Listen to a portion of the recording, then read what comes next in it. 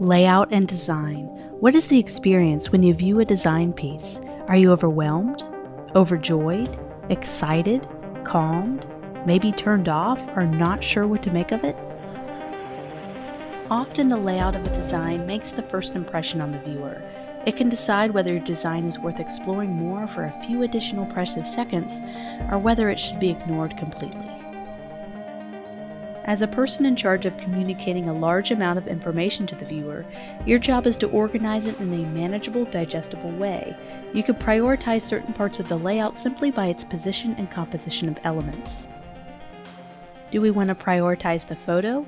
Are we selling a product? Then yes, the photo might become the mainstay of the design.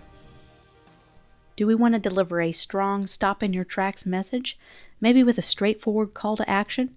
Then the way we lay out our type without photos might make that message more clear.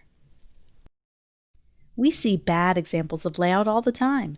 These mostly consist of poorly placed photos, too many photos, or awkward photo cropping. These bad examples can also include too much information for the viewer to read, often discouraging them from reading more. What we need to do is entice and lead the viewer on a journey through our design in a planned order. Take, for example, this concert flyer. We want to set the mood and tone for the piece by having the right photo. We also want the photo to be the first thing they see. Next, the band name would be pretty important, so this needs to be the next thing in the priority list in terms of layout.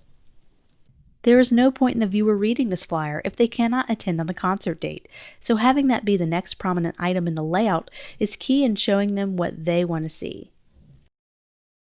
So they say, where do I buy tickets? Let's see. Right after the date, there is key information there. It is easy to find too because of the highlighted box.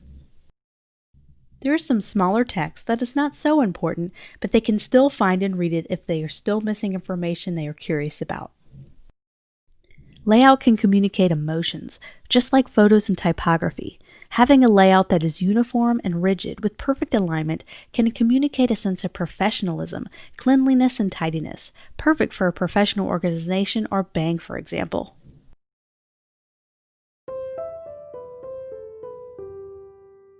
White space is the spacing between elements.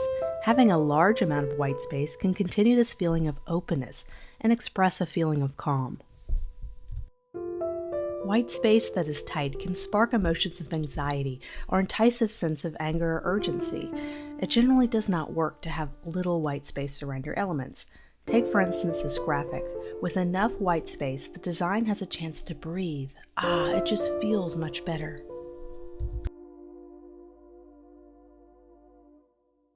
When I see a design work that needs to be tweaked or revised, most of the time it's because there's not enough white space or breathing room around the margins of the piece or the outer edges.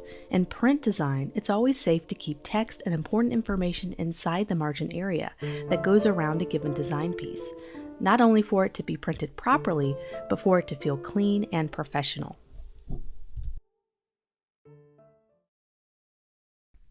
The balance or overall composition of a design is very important in maintaining these emotional responses. If the balance of a design is off, it may not evoke your desired response, and that's why it's important to maintain the right balance between photos, type, and other design elements. This is known as composition. Take, for example, this poster design. The layout contains 5 photos and a few lines of type, but I seem a little bit lost trying to find the focal point of the design.